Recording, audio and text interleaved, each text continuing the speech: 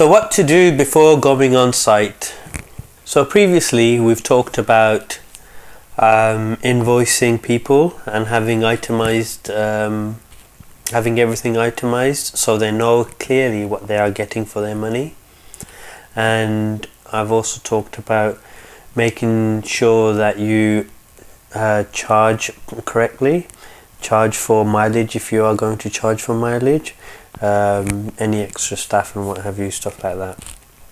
Before you go on site, you ask for a deposit. 50% is usually acceptable.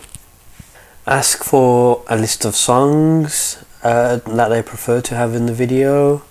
Ask for names of friends and family. A lot of the times it will just be immediate family, uncles, aunts as well, that kind of thing. Check that your equipment is working properly. Make sure your batteries are charged and ready to go. Make sure you have the addresses for all of the different locations you need to go to. And lastly, be there early. Never arrive late anywhere. So let's talk about those a little further. So you need to ask for a deposit. If they don't want to give you 50% deposit, they're not going to be a good customer, I'll be honest with you. So you need to make sure you're covering your costs, your outgoings, your petrol, your staff charges, because you will be paying staff if you've got a biggish wedding going on. You'll need somebody to do some cabling for you. You'll need somebody to hold lights for you, give you batteries and what have you, because you can't just do it all by yourself. Not if you've got a 2-camera setup or a 3-camera setup. So yeah, you need to make sure you get your costs covered. If the rest of the wedding video is a loss, it's a loss, but make sure you get enough to cover your costs, because you don't want to go in the red. And a lot of times what I found is that clients will drag the payment because they just can. So the only thing you can do is make sure you get the video done on time, so they have no issues of saying, oh, you didn't finish the video, or these aren't the right songs, because you've already asked them for their songs. They can't say anything like that. And even ask them where they want the songs to be put in place. A lot of the times they don't know how to edit videos. They don't know how to make a video look and sound good. So they'll just say, oh, can you put this song here? It might fit, it might not fit. It might not even fit with the way you've cut the video. But if it makes them happy, just do it. Always, always, always remember to get names. You can stick them at the front of the video and you can stick them at the end of the video. So you can create a nice little intro and have names come up, the wedding of blah blah blah and blah blah blah, and then a few scenes later, also starring blah blah blah blah blah blah, father of the bride, mother of the bride, yada yada yada. You get the picture. Or you could do what I used to do, just introduce the bride and groom at the start, and then right at the end of the video, the end credits will have everybody in it. And that's the way you should do it, I think, but that's just me. Check your equipment and your and your batteries. So there's been times when, well, there's been one time when I had a video camera that was stuck in a different mode, and it's because it was being used for something else. It was being used to copy a Betamax tape or something in through the camcorder and then back out into Firewire or something like that. I can't remember exactly what, but there was no sound for the video, and I didn't realize until 6 or 7 months later, and I had to think on my feet, what could I do?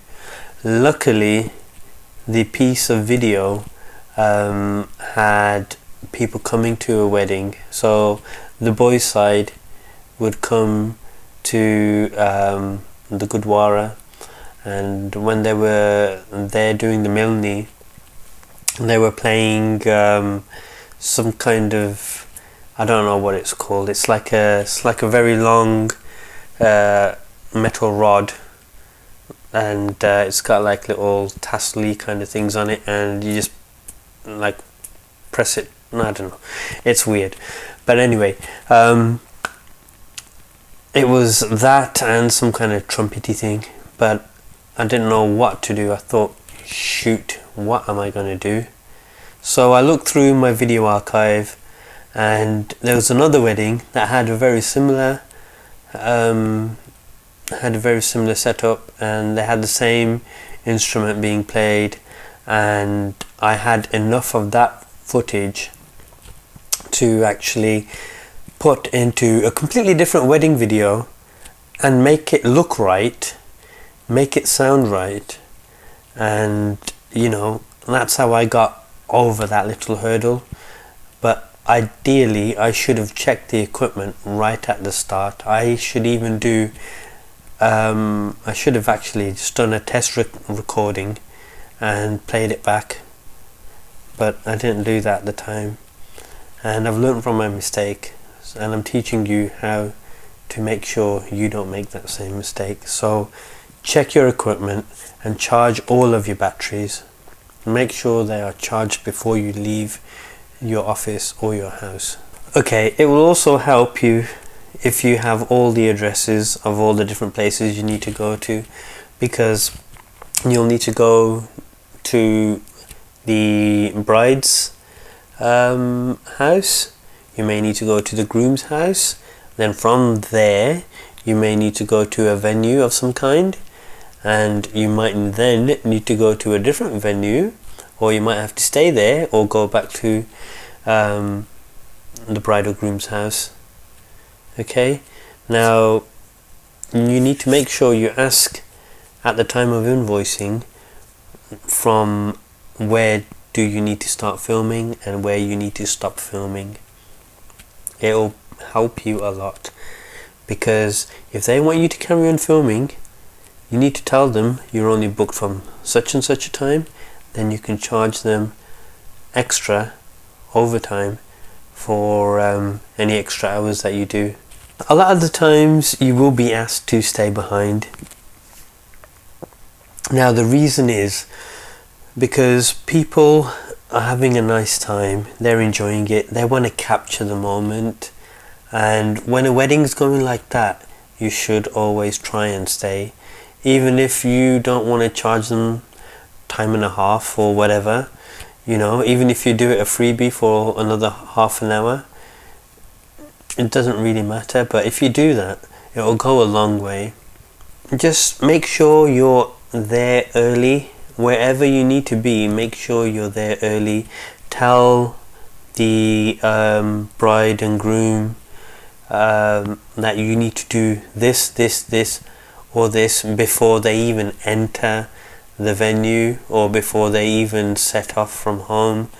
You need to capture all this video before it happens. So before the groom leaves the house, you need to be there in the middle of the road recording, and you need to make sure you see the vehicle that the groom is in take off and go down the road.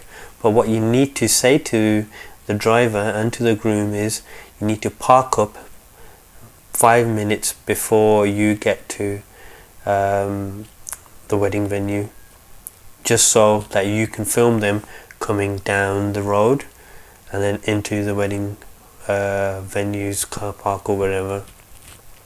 You need to make sure you are there at both points, right at the end and just before. So make sure you tell people that they need to hold fire, don't go into the venue, or don't leave until you've got the okay from the cameraman. And you are the cameraman, you're the director, you're the editor, and you need to make sure you get these people organized, and that's why you need to be there early, be everywhere early. Okay, so thank you for watching this video, and please like and subscribe to my videos so you can see more of them, and I'll see you next time. Thank you.